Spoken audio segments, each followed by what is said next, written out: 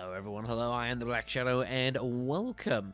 Last weekend, we saw the Project Resistance beta for Resident Evil be released for 3 days, and I got the opportunity to spend quite a fair amount of time of it over the course of the weekend, and now I've finally got the opportunity to sit down and do some recording and videos for it. I want to put this together with my thoughts and opinions on the beta itself, and in this video, I'm going to be talking about what the game featured, how it played, the gameplay for both the survivors and masterminds, what worked, what didn't work, and ultimately at the end try and make a guess of whether this game's going to be worth buying when it comes out released, probably early next year, maybe sooner than that. There's no release date at this time, so let's go ahead and jump right into it.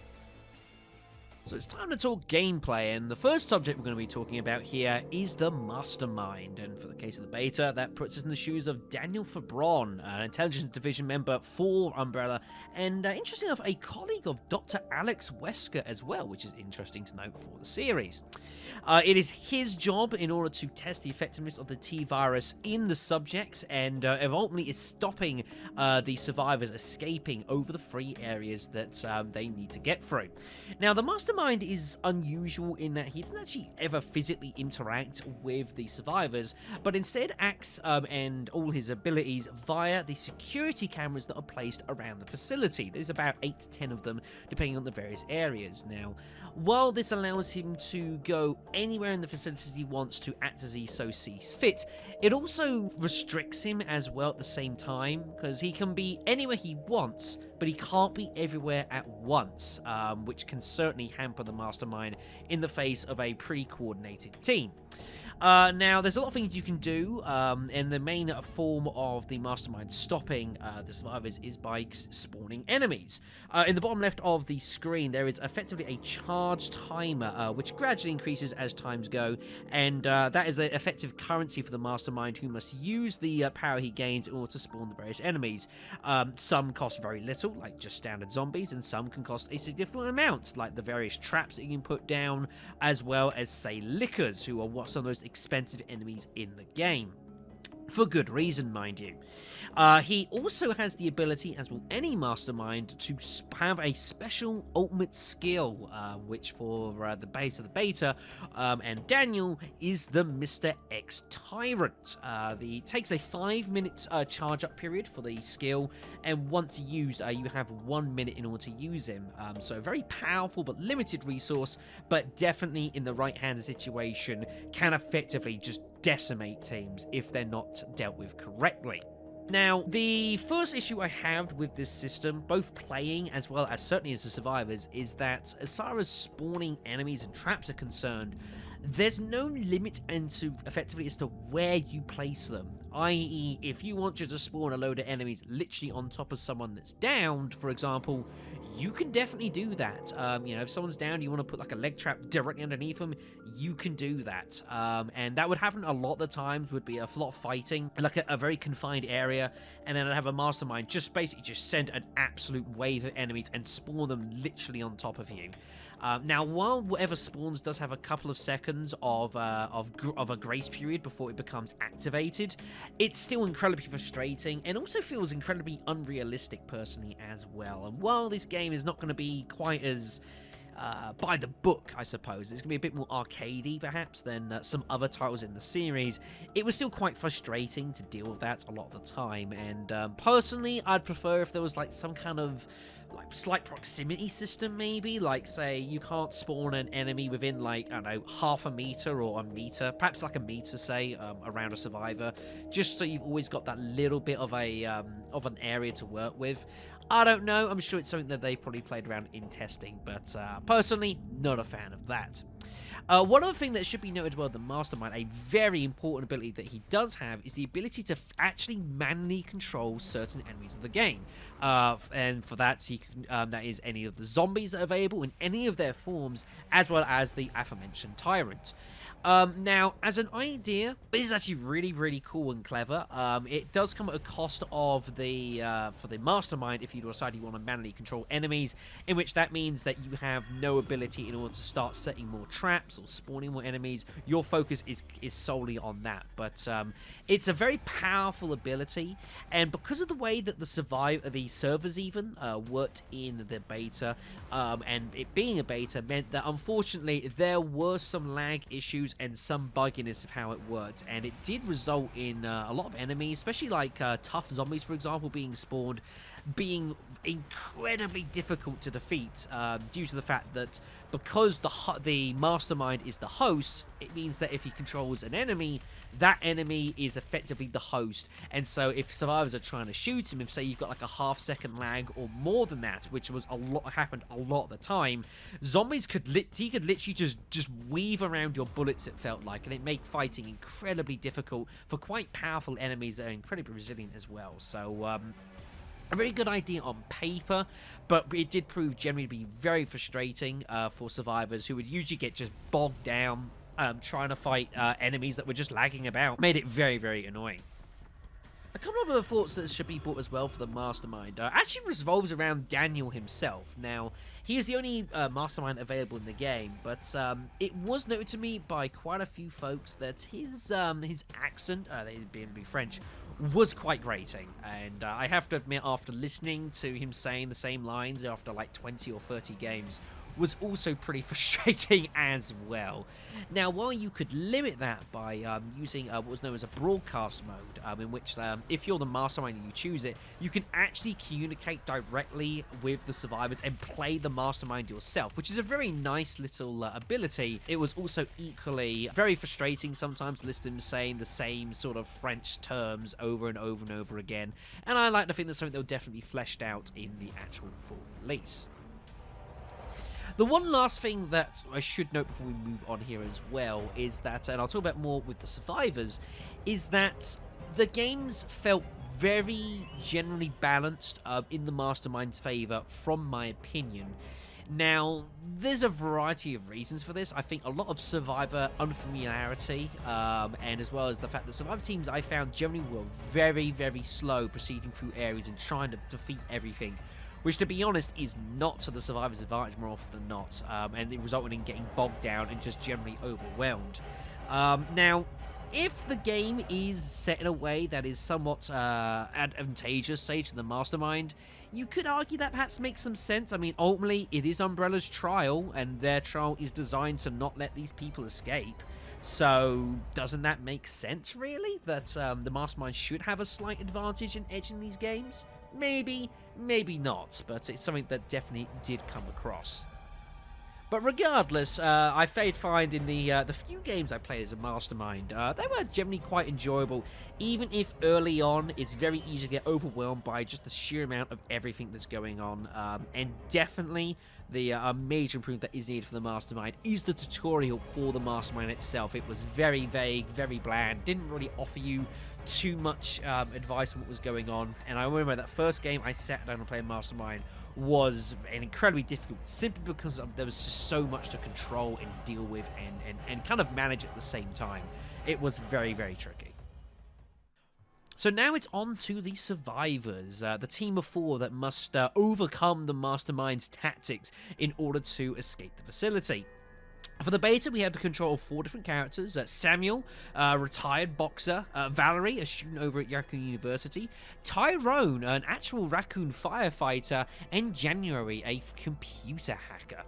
These 4 different characters has their own classes, which are based upon their background and history. So Samuel has a strength and ability with melee hitting. Tyrone is the tank of the group, can take more damage. Valerie, being a chemistry student, had the ability to be an effective healer for the party. And January's hacking abilities are effective in actually fighting against the Mastermind itself and hampering his activities. Now, when I first got into a game as a survivor, the first thing I realized immediately that is probably the most important thing for the survivors is teamwork. And it surprised me how much of a reliance the survivors actually have on each other. It reminded me a lot of like the original Left 4 Dead, for example, although less because if you wander over, something's going to pin you and kill you, attack you until you can get released, but more you really need each other's backup to protect you against whatever the Mastermind decides to throw at you, as it is very easy to get overwhelmed by an midst of enemies. Definitely, you had to stay as a unit a lot of the time in order to overcome a lot of the difficulties. Now, the inventory system for the game is a very fascinating one, and what I actually quite liked is that in a few areas across the map, you will have item boxes. Of course, a Resident Evil tradition, but these actually act as vending machines. So, while the survivors would have a very limited inventory when you first spawn in, the game runs for the survivors on umbrella credits, which you can both find around the map as well as gain for completing objectives and killing enemies, while of course accruing time for your timer.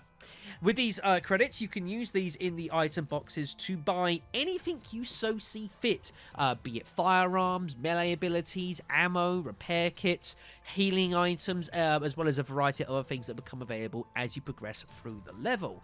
I think this is a really cool little system. It means that it gives every survivor who comes in some variety for them to choose from depending on their playstyle. So if it's, say, someone as Samuel, for example, it obviously makes a lot of sense for him to pick melee weapons because he has ability with those. But say for someone like Tyrone, for example, who, while melee seems an obvious point for him, you could still, there's nothing wrong with buying, say, like firearms, for example, which can be quite useful for him as a backup. January, as well, as a hacker, actually has an ability which allows her to get hold of a lot of items in the item box for a discount outside of firearms. So while she's not too bad with actual shooting guns, it means that you can, say, consider getting hold of a melee weapon as a backup, just in case things get a bit nasty. It encourages a lot of variety in gameplay, even if you are a specific class, which I think is a really, really good feature. Bringing on this as well is the fact, yes, melee, folks, is now in the game. This was not really a thing in the original remake 2, certainly not as expanded as it is in Project Resistance. But there's a few melee weapons you can buy: 2x4s, torches, baseball bats, and ultimately the sledgehammer, probably the best weapon, melee weapon in the game currently so far. These gradually unlock as you get further into the game as well, along with more powerful firearms, so from just stable handguns and the Colt action, all the way to shotguns, magnums, and beyond.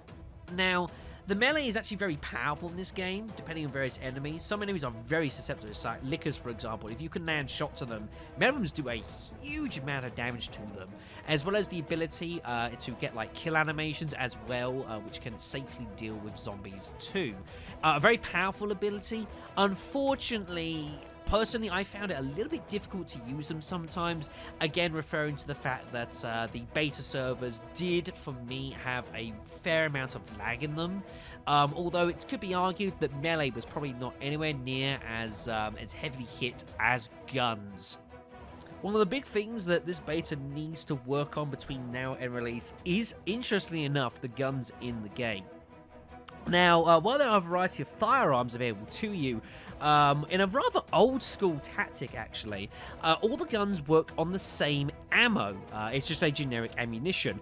And what happens is that some guns use more ammunition. For example, say like a handgun, if you shoot anything, uses 1 ammo. Same for machine guns, but the shotgun would use 3, and magnums would use 4.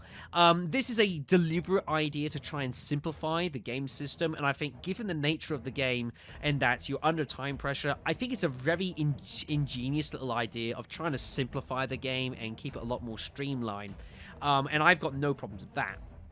The problem I've got is that there are definitely some balance issues with the various firearms. For example, say the Colt SAA, which you can sometimes get in Stage 1, I think was one of the best weapons in the game as far as guns are concerned, allowing to put down a lot of firepower at a very precise point with a reasonable amount of accuracy as well.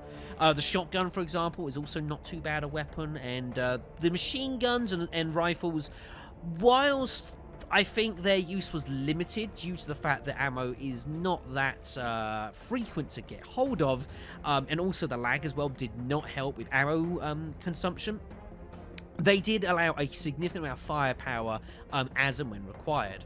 The problem I have, though, is the Magnum, which I didn't use very often in Survivor, and for good reason. For 4 ammo per shot, I felt like a very weak and underwhelming weapon with not that much utility, and that if you missed a shot, then, you know, that's a lot of ammo you've wasted there, and it feels like it could be a lot better spent with other weapons. So I think definitely the Magnum, ironically, needs probably a little bit of buffing, and just doesn't feel particularly very powerful at all, and very easy to miss, especially with the lag as well, which made it, you know, stuff like the shotgun, for example, a far more consistent weapon because of its spread ability.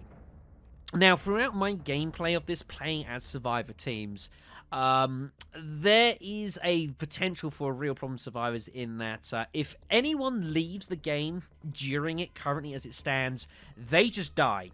And the Survivors are down to 3 team members, and in every single game I played where that happened, Survivor teams never got close to even escaping. According to the Discord server, they had a couple of games where they had half a chance of trying to make an escape, but was never realistic. Now, I don't know what the solution to that is, perhaps to allow in-game joining in sort of situations, but I don't really see why people would really want to do that. You also have the issue as well that if you wish to move areas in the game, once you've got all the objectives done, all the survivors need to stack up at the door in order to proceed to the next area.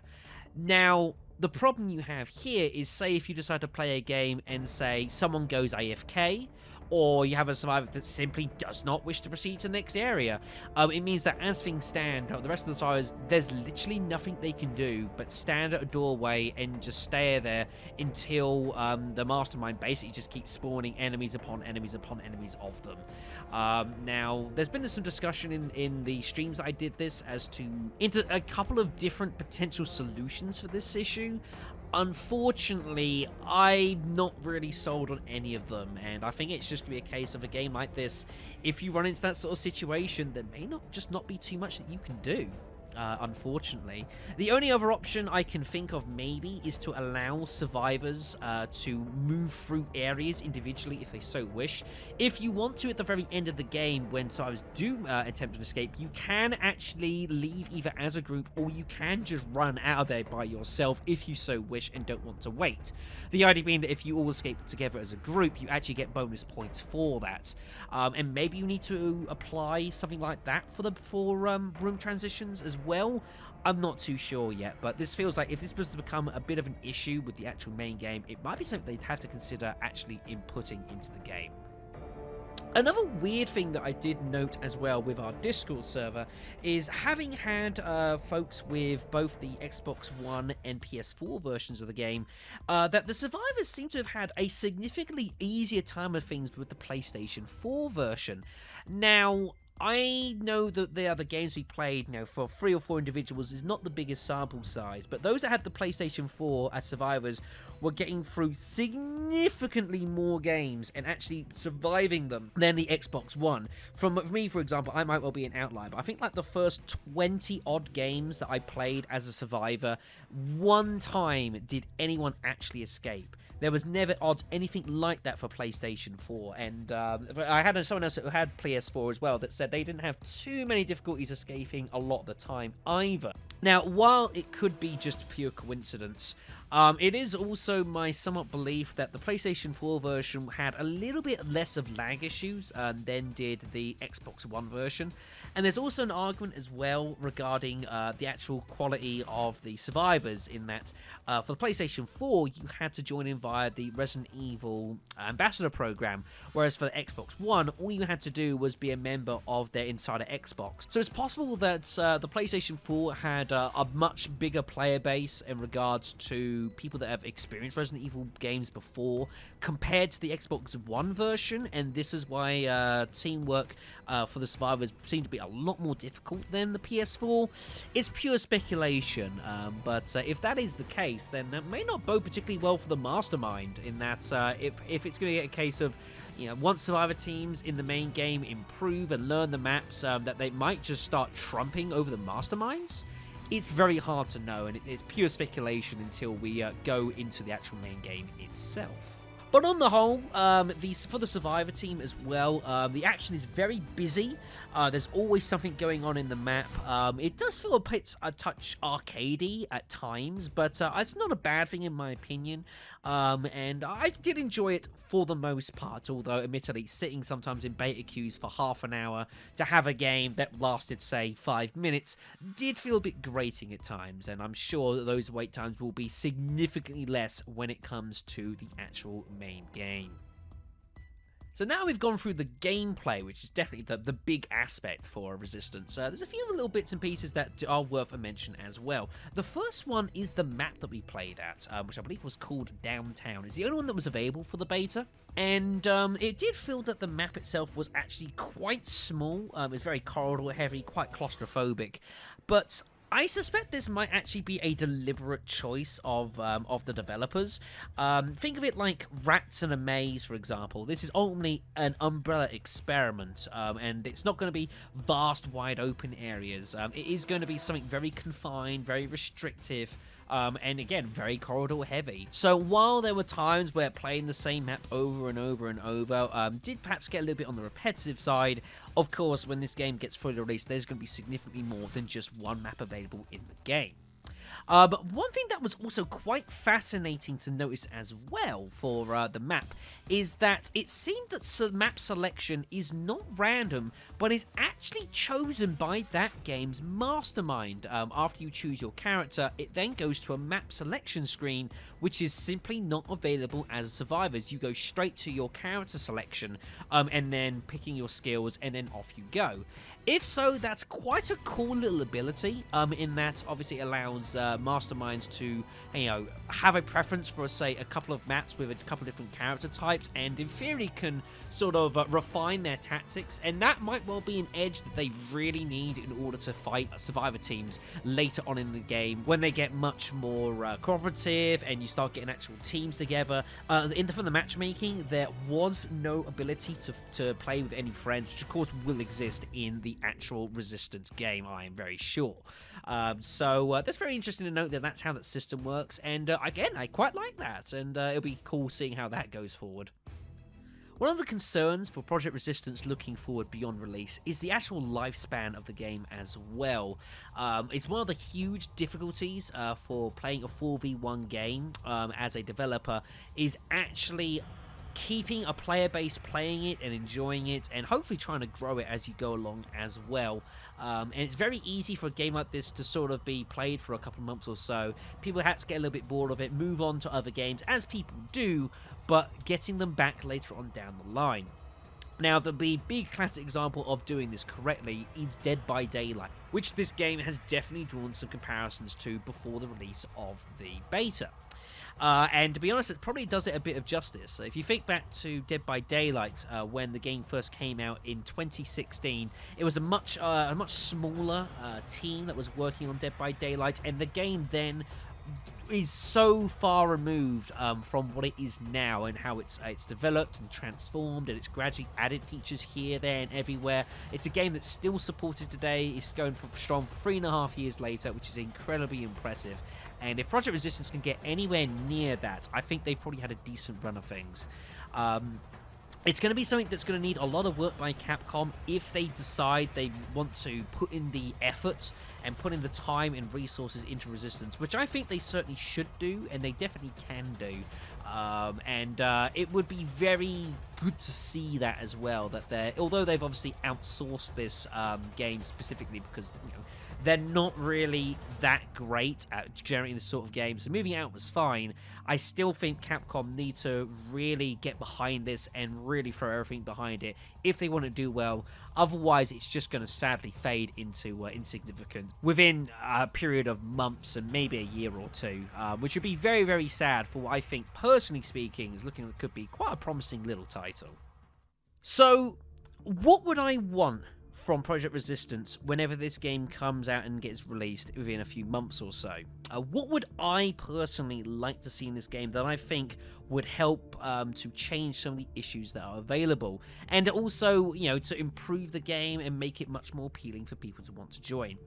Well, the first thing that should be mentioned, I think, is going to be the addition of some classic characters and perhaps some classic maps as well from the Resident Evil lore.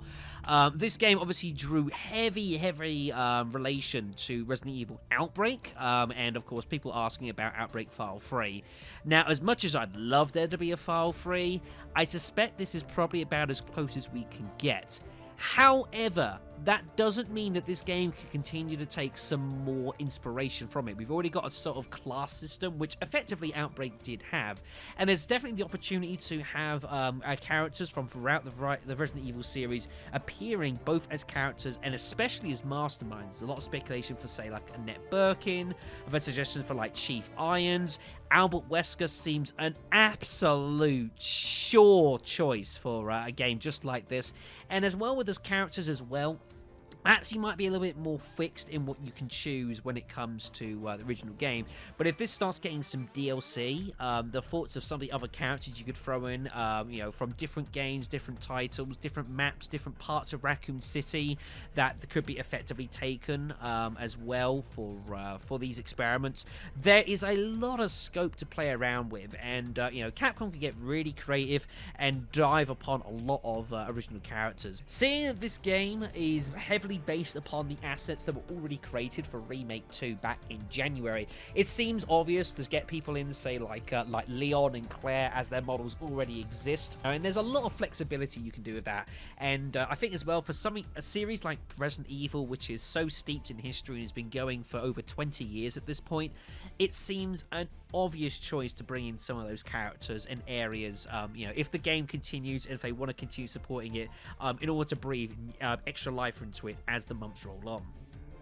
As I've mentioned before, with the lag issues that I did encounter with quite a few of the games that I played, I think one thing that I would love to see in this game, although I don't know if it will actually be done, is dedicated servers for Project Resistance. I think that would be a massive step forward for Resistance, and especially, I think by the time this game comes out, it's going to be 2020. You know, the age of, like, you know, of player hosting, it should be dead. You know, video games been doing that for years, you know, and we've moved forward from then, surely.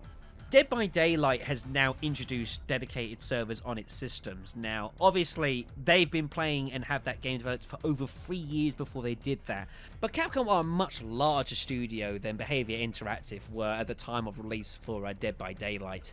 And while it is definitely a big step and possibly, you know, could be a reasonably expensive one if Capcom so want to do it, I think if they were to choose to do that and actually bring dedicated servers for Project Resistance, that for me would be the sign that Capcom really believe in Project Resistance and believe that they can really do something with it and bring it forward and throw their full weight behind it.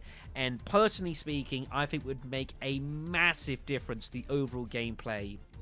Rather than having to constantly rely on host connections, which can be incredibly varied, very inconsistent, and as I've seen, and as everyone who's played these sort of games have seen, can sometimes be incredibly bad. And the only thing that ultimately does is it ruins gameplay experience, which for something like this is so important. One other thing that I'd like to see as well, speaking of Dead by Daylight, is a similar sort of rank system that is used in that, and which may already be in the works for Project Resistance. As I did note when you're choosing your character, as well as I believe the Mastermind as well with his perks, is that there is a rank and a level for that character, as well as gear that can be changed in and out, which is obviously going to be used to customize that person's abilities and experience. Now, this suggests that there's going to be a degree of leveling that is available to players in order to get hold of better and more powerful versions of their perks. And if that is the case, then the obvious choice for Resistance is to follow in Dead by Daylight's steps, in which having a sort of leveling system where perhaps also has a semi-reset. Now, if you don't know Dead by Daylight, the game has a rank system which brings you from the starting rank of 20 all the way down to rank 1 with what is known as pips in between, which effectively acts as like about a leveling system. Now, on the 13th of every month, this rank is semi-reset up back towards rank 20, depending on the rank you currently were. So if you were like the top rank in the world, you know, the highest one that you can achieve on the 13th, you get reset to level 10. If you're level 10 and the reset happens, you then get put back to about level 16 or so. It's a way of constantly challenging players to, if they want to achieve the highest ranks, to keep playing the game, and it also helps to balance the player base as well. So those characters and people that have put in most of the time and have those more powerful perks will obviously gravitate towards the higher end of the spectrum, which means that those newer players that are coming in don't have to get faced with that too much, especially with the game only recently being out. Nowadays, obviously, Dead by Daylight, it's been out for over 3.5 years now, so it's a different story in that respect, but it's the best that can be made of the situation. And I think that something like that would be an obvious choice for Project Resistance. It's a system that works, is very effective, and personally I quite well enjoy too. And it seems a dead cert to throw something along those lines into Resistance to keep the player base playing. So my end thoughts for Project Resistance, having played the beta for 72 hours, I think for those people who are not interested in Project Resistance, have no interest in getting hold of the game, and have decried it, saying it's unnecessary and not enjoyable for the series, I suspect this beta is probably not going to change any of their minds. However, for folks that are perhaps a lot more encouraged by the idea of Project Resistance, perhaps enjoyed a remake previously in January, and want to get back in Resident Evil with something a little bit different, I think this actually could be quite a promising and optimistic title at this stage. I think there is the core gameplay mechanics and the base of the idea itself, I think, are very, very enjoyable. The gameplay system, once some of those bugs are meted out, I think will be far superior to what it currently is, and probably very, very entertaining as well. It always plays as slick as it always has done. I just think that the idea of playing something like this cooperatively with your friends as well against the masterminds and trying to escape, I think will be very enjoyable. Would I pay $25–$30 for this game? As it currently stands, like physically now, if this game was released tomorrow, the answer would be no. But this is a beta for a game that doesn't even have a release date yet, so I don't think that's a fair thing to say. It's like someone asked me, what would I grade a beta out of 10, for example? Well, how do you grade a beta out of 10? You know, if I was to give us a 10, what does that mean? Does it mean it's the best beta I've ever seen? Does it mean the game could be released now? Does it mean it's already the best game ever? What does a 10 mean? So, while I'm going to avoid that, I would say that I'm positively encouraged by what I've seen for the beta. And I very much look forward to seeing how this game develops over the next few months or so. If there was to be a second public beta released for this game closer to its release date, I think that could be very, very important in securing extra people that are looking to buy this game. Because off the back of the beta we've just played, it's not going to generate all that many sales, especially when there is no release date currently as it stands. But as someone who's been playing Resident Evil games for 12–13 years, personally, I have to say that I largely enjoyed the beta, and as I said, I very much look forward to seeing where this proceeds in the future. Would I still prefer Outbreak File 3? Probably, but I've got Outbreak Files 1 and 2 on a PlayStation emulator, which I do online anyways on the channel, so in that respect, it's not the worst loss in the world. So thank you very much for watching and listening to this video. I'm hoping over the next few days or so, I might be able to get some actual games that I played from beta live onto the YouTube channel for you guys to get a much more in-depth experience of how the games actually work. But I hope you've had an opportunity to learn much more about the title and some opening thoughts from myself. I would definitely encourage you to look for those videos when they do come online, as well as have a little look around yourself. There is a lot of footage available for the game itself. I'll be keeping an eye on the Resistance project all the way up until its release, and then at that point I'll probably decide if I'm going to buy this game or not on release. I probably will, knowing me, but that's my own fault. So thank you very much everyone for listening, take care of yourselves, and I'll see you soon.